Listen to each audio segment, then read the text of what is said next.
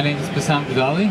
I was animating and rigging on Elephant Stream, and I'm here to show you a few things about the character rigs that we used for the movie.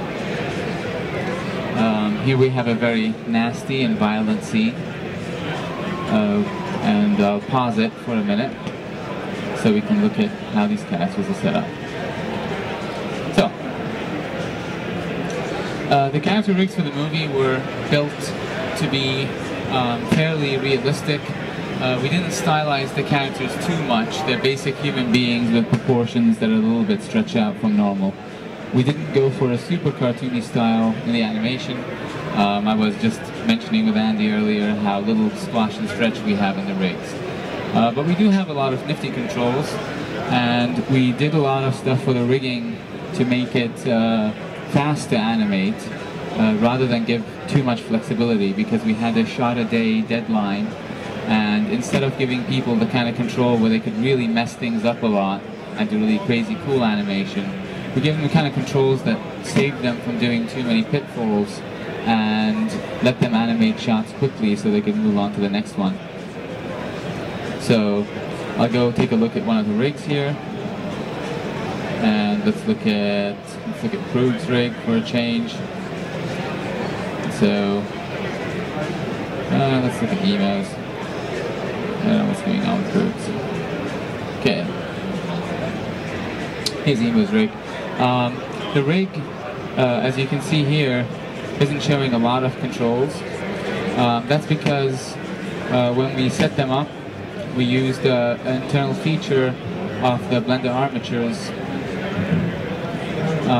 to use what we call layers. Each armature contains all the control objects as well as all the bones that move the character around. And in order to isolate the levels of complexity, to hide the things animators don't need to see, and to show only what they need to work on at a time, we kind of separate the different controls for the objects in layers. And so what you're looking at is the layer that has all the cloth control. Emo's cloths are all manual. They're just rigged via the armature, and the last step of animating would be to do the cloth animation. So that's why it's on this layer right now, because that's the last thing that this file had touched. But we can look at the other layers of the armature, which are more interesting than the cloth stuff, which is fairly boring to animate, and see some of the cooler things that you can do with the rig. So, oops, silly me. Put that back over here. Okay, so in this armature tab here, you got a floating panel. We'll move them around, lay them out the way you want to. You can see this display options, which is showing which layers of the armature are hidden or unhidden. And the first layer, someone's been messing around with this rig. So I'll take these and just make sure to get it all on that layer. And what's going on? Oh wow, there's two armatures here. So there's this guy. Yeah, there's an extra armature, which I'll just delete. Someone cloned the armature and left it hanging around. So here's the main armature. And the main layer has the basic controls for moving the torso and the legs around that don't have any switching. So the torso controls are always the same. You got this sort of target thing that moves the whole thing around. Then make sure subsurf is turned off on the meshes so that things are a little bit faster. So I'll just select all the meshes and copy the subdivision settings so it's nothing's subdivided. It's a little bit faster running. Let's see.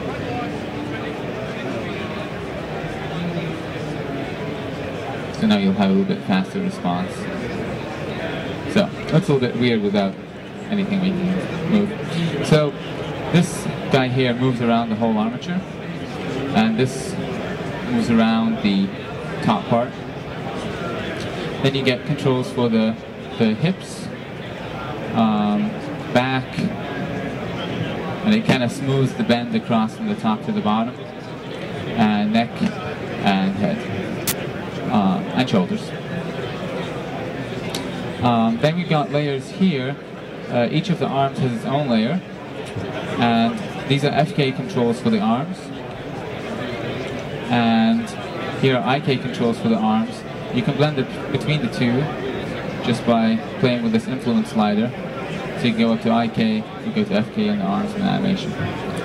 So you got IK layers, FK layers, hand bone layers, and then the same for the other arm. That's a striding system for doing walk cycles at the bottom. And you also have facial animation controls, which allow you to animate the face. Right now he's in a very strange expression because he's just been slapped. Okay, so you have facial animation controls there. And one of the cool things about animating is, with the layer system, is that when you're in the action editor, you can see the keys, all the keys, but only for the layer that's currently visible. And so you kind of hide the detail that you don't want to look at the same time.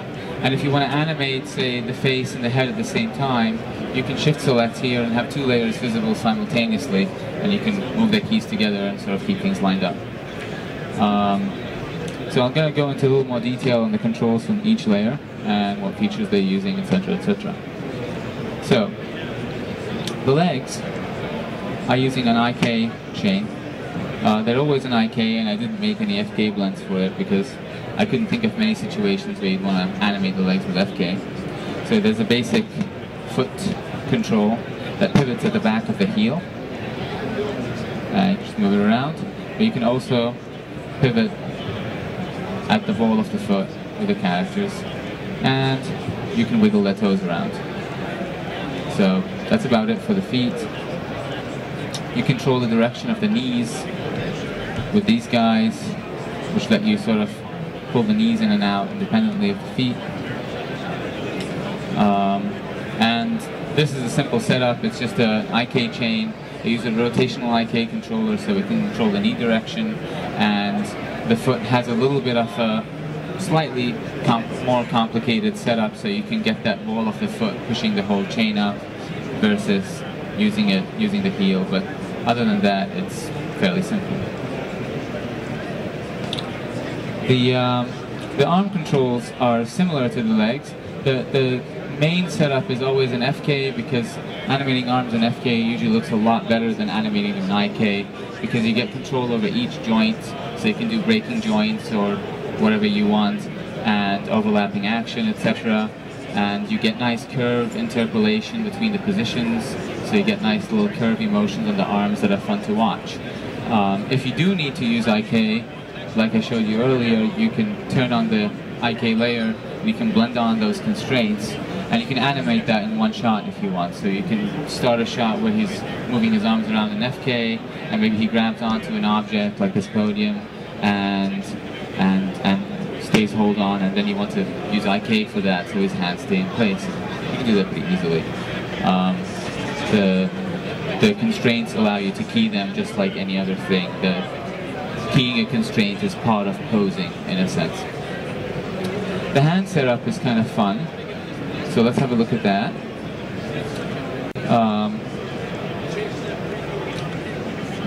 I'll show you a file where there's a lot more hand animation, so we can just...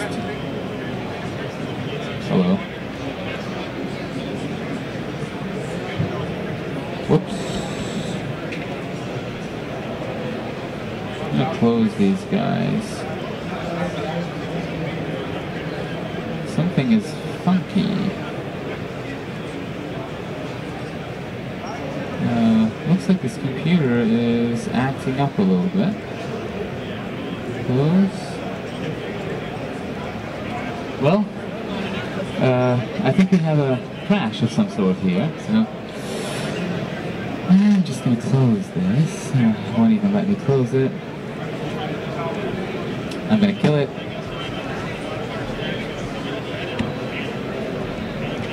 Doesn't happen too often.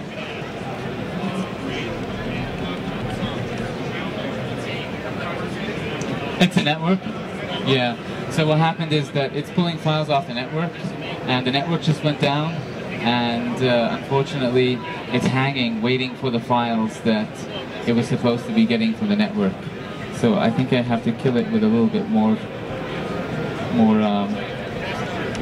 intensity. Okay, now it's gone. Is the network up again? Uh-oh. Sorry about that.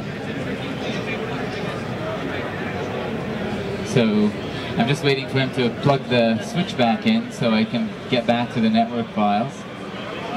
And this won't happen again, right? Okay. So, well, it started. Let's see if I can load a file now. Yep, looks like it's working. So, that was kind of, wait, hello? I think it went down again.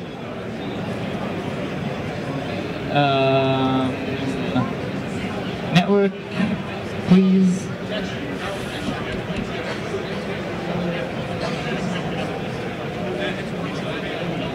It's not working for me. Is it hanging? I'm hung, yeah. See, I think it's defaulting to go to the network to pull the demo files when I open the file browser. And I think it's hanging then. So I just tried to go up and now it's hung again. I can't do anything.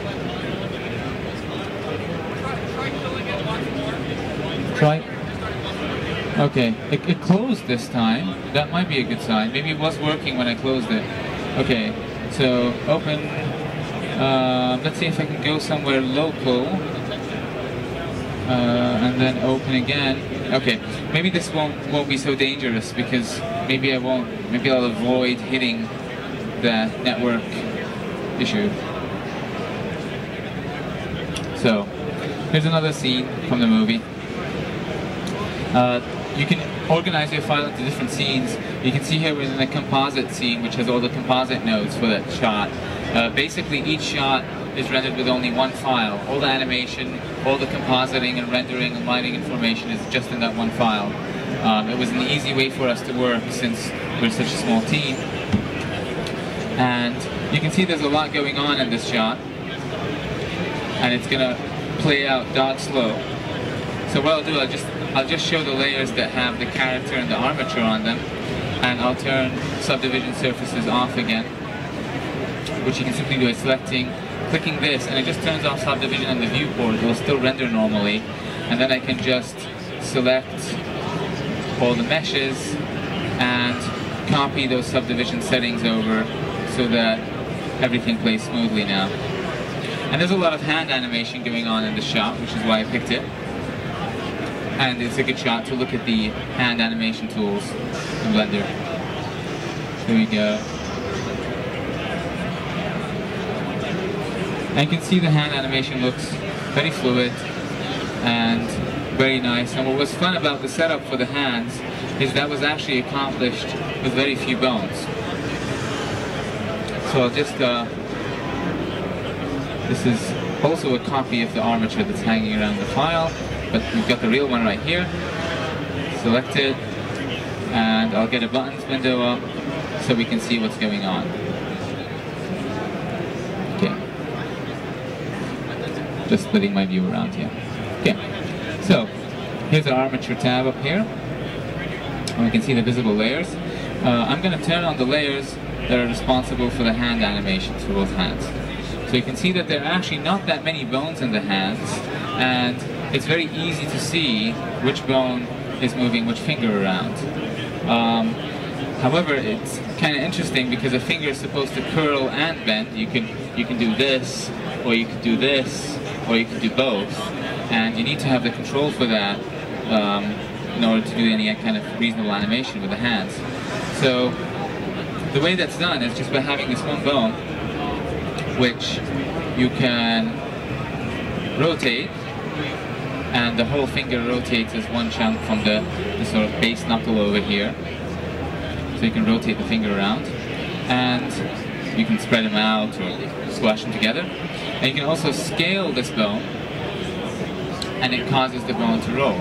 And if you scale it up, it causes the finger to sort of get pressed in the opposite direction, which can come in handy if you're trying to convey that a hand is coming in contact with another object.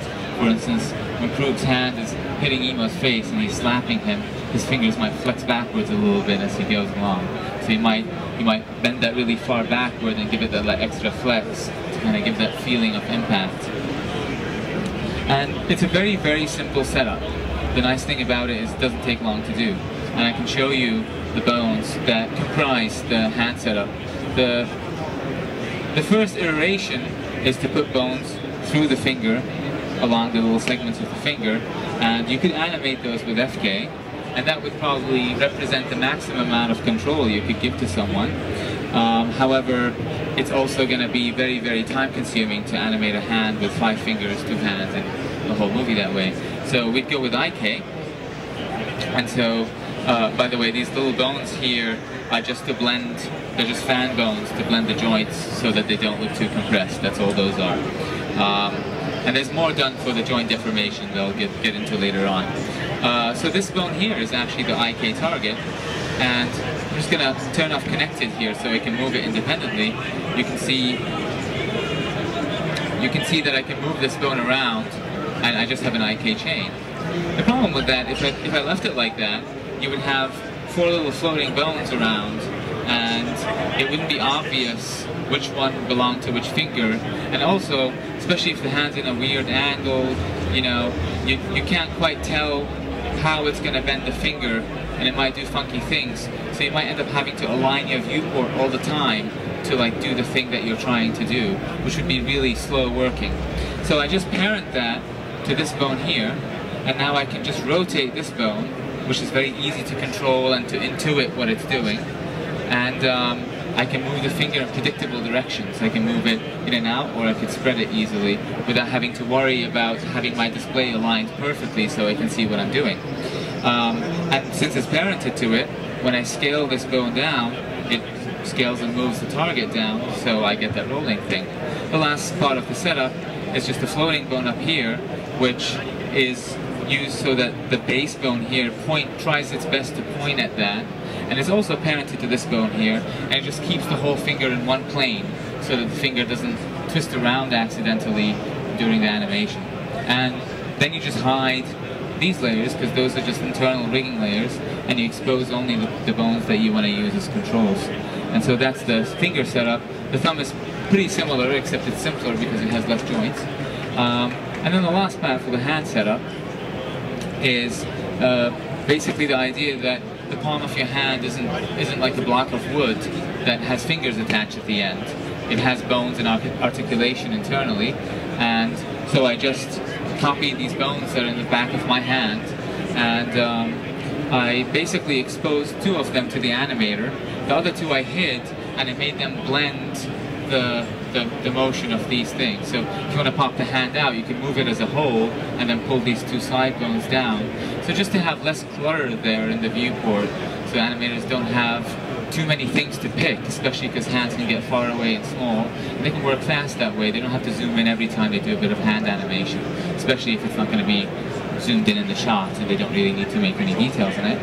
And the blending allows for the shape of the hand to, like, you know, you can see how the second knuckle is moving a little bit less than the first one, and the last knuckle blends these 2 together, and so you can get most of the palm shapes. And the last step is for the thumb, which has a base bone that moves this big hunk of flesh here at the base of the thumb. So that's one part of the hand setup. As I said, I was going to get back to deformation fixing a little bit. So if you click on the mesh for the hand, you can see that there's a tab here with shapes. There's a bunch of shapes. They're like blend shapes. In my Blender, they're just called shapes that a mesh can have. There's a basis shape, and then there's any amount of shapes that you feel like adding to your mesh. So what I went ahead and did is I bent the finger into various extremes in all the joints, and I basically modeled how I wanted that deformation to look, and then I attached a driver between the bone rotation in question and the blend shape, and fairly standard stuff. You get some nice deformation fixing. I can show you all the curves that define that relationship. If we go down to the IPO curve editor right here, and we click on shape, and then you can see all the shapes, and you can click on them and see what they're doing one by one. Obviously they look very ugly if the finger isn't bent in the way that the shape is supposed to correct for. And you can see that the driver relationship is just defined in the transform properties of the curve.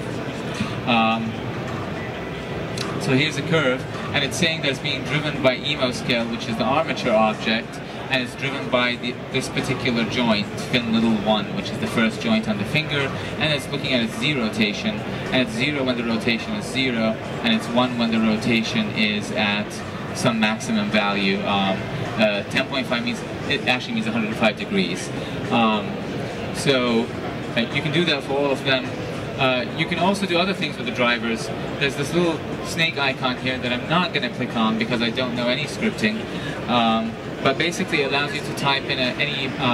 Blender has Python built in as a scripting language, and Python in Blender has access to a Blender module that exposes most, if not all, the Blender internals to the language. And so it can play with anything in your scene, and you can type in a one-line Python expression into that field, and you can use anything that Python can use for that expression. So you can use mathematical functions, you can use the time of day, you can, if you have some like internet connected web function, you can pull stuff from that and say that, you know, the day when /dot gets more hits, then Emo's hand is going to flex more. You can do all of that. You could also have it just call a script that you wrote. So you can actually script a complex scripting behavior for this finger. Or you can do simpler things like, say, I'm going to look at the position of two objects and use those to blend somehow into the behavior of whatever curve. You can drive any curve with an expression or a transform. So you can use, either you can use transforms of bones or other objects, location, rotation, scale, or you can use expressions. And all the curves are drivable that way. Any animation curve, if it's a material or a texture. So you could make his knuckles turn white when his hand's compressed if you wanted to. You can do all that sort of stuff. So you use it to correct in this case. So I can show you how bad it looks if you don't correct. During the earlier phases of this project, I didn't have all the blend shapes done. Let's put it in the basis shape, which is more realistic. So like if I were to curl the fingers like this, you start to get nasty interpenetrations that I never even bothered to fix with weighting, because I thought, hey, I'll just make a shape for it later on and it'll fix it automatically. And I'll turn back the shapes on for the mesh, and this little pin thing pins the shape, and so now it's like that. Incidentally, if any of you are used to having your shapes as separate objects in the viewport, where you have lots of different meshes showing the shapes, you can do that in Blender too if you want, optionally, because you can basically make linked duplicates of the mesh. I'm going to turn off the armature modifier because that's going to make it look really weird in that duplicate. So we have a linked duplicate of the mesh, and you can basically pin that linked duplicate to any shape. So you can like say, I want to have this fixing shape and pin it. And so you can have all of them if you want visible in your viewport at the same time, if you want that. I personally don't find that a convenient way to work, but if you do like it, then you can do it, basically. The other place where we use shapes a lot for the animation, other than fixing joint rotations, is obviously for facial animations, which is mostly, I would say about 80% of it is shape driven. And so if we click on the armature here, and we click on the layer that has the face controls in the armature, I'm just going to turn off relationship lines in the view properties because it makes things kind of ugly. These little dotted lines are showing us that the these controls are parented to the head. So when you move the head around, the control moves with them, and they're not really that useful for people to see all the time. I'll just show you briefly how that is working. So, you know, the controls for the face stay on the face all the time. Just to make things easier to look at, I'm just going to select all the meshes. The armature is already selected, and I'm just going to go into the local viewport so that we don't have to see all the control objects for the hair and all the deflectors for the hair at the same time, because they kind of get in our way when we're trying to look at the facial controls. And so here we have the facial controls for the face, and doing a little lip sync, a little dialogue, stunts moving around, and some expressions here. And they're fairly basic. You have controls that puff the cheeks in and out, make a little sneer up on the nose, raise the lip up and down. You can select two of them at the same time, or many of them at the same time, and move them at the same time.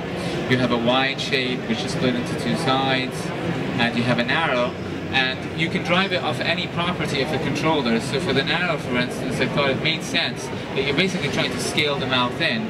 So basically scaling this controller is what makes him puckers his lips, because it was just easier to see. And it's nice because you can build two behaviors into the same controller. I'll turn Subsurf on here a little bit so you can actually see what the expression really looks like when we do this. So you can raise the middle brow up and make those wrinkles in the middle, but you can also scale it in, and you can get the kind of frowning, thoughtful thing if you want to add some of that kind of thinking behavior into the character. You know, left brows, whatever. The hair meshes and the eyebrow meshes are just emitting hair, and they have their own shape behavior. They're actually cloned from the base mesh, and most of the extra vertices are deleted, and then they use as hair emitters. I'll turn Subsurf back off because it's faster to work that way. So, how does that work? Again, if you look at the mesh in the curve editor, you'll see that it has a lot of shapes defined on it, and it's driven, let's call this, and they're basically driven off all the different facial controllers transforms. In some cases, I used the armature as a deformer rather than using shapes. For instance, for the jaw, you have a combination of shape animation and deformation, because the jaw kind of rotates from the back, and if you do rotations with shapes, the interpolation is still there. If you're trying to do rotation, it might not look like rotation anymore. And maybe I was being too cautious, but I decided that the jaw as a whole would rotate. But obviously when you rotate your jaw from here, your mouth doesn't like open really wide at the edges, it just stretches. And so I did the stretch of the mouth with a shape, and you can see that if you click on the mesh and you lock the mesh to its basis shape, you can see that the jaw is still moving because it's a deformer with the armature. There's actually a jawbone in there that's pointing at the controller, but the mouth doesn't open until I turn the shape influences back on, and now you have the full motion of the jaw. And this controller does a lot. You can move the jaw left and right, and you can move it back and forward, and you can rotate it. And it's limited via the drivers, and the way the bones are pointing at this controller is using something called an action constraint, which lets me clamp the range of motion, so you can't rotate his jaw back into his neck, for instance, or something like that.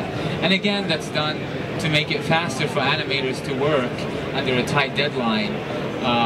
If I wanted to give them a bigger range of expressiveness in the rigs, I could unclamp everything and let them mess it up so they can do more interesting in-betweens and snappier animation. But by doing that, I would make it harder for them to keep things in control. They would have to take more time and care doing it. And this way allows us to work fast. You can rig any way you want, really, in Blender. This is just a result of the choices we made for the movie, and not really a limitation of the program. The tongue is just rigged by having deformers, and they basically have what's called a stretch-to constraint. The different parts of the tongue stretch to each other, and they sort of squash and stretch, so that when you pull them out, the tongue that gets narrower, and when you push them in, it gets fatter.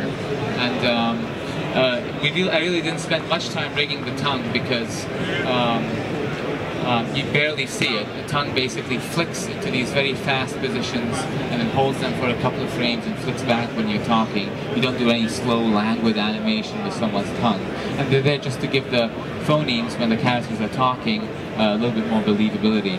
And so when you render it out, all you're going to see is a little flash of flesh going up and down to one position or another. So I really didn't spend much time on that at all. Is there anything else cool to show?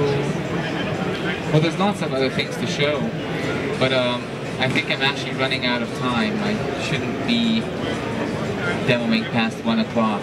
So I'm going to stop here, but hopefully I've covered enough things in brief detail so you can kind of get an idea of the type of things you can do.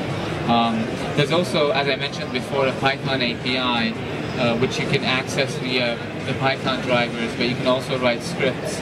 And if you do have a rigger who's more of a scripter, they can script their rigs and do cool things with them that I didn't do for this movie because I'm not really that, I don't really know Python that well. I can write a few lines of code to save my life, but if I had tried to do that for this movie, I'd still be coding right now and not be done. So that's all for now. Thank you very much.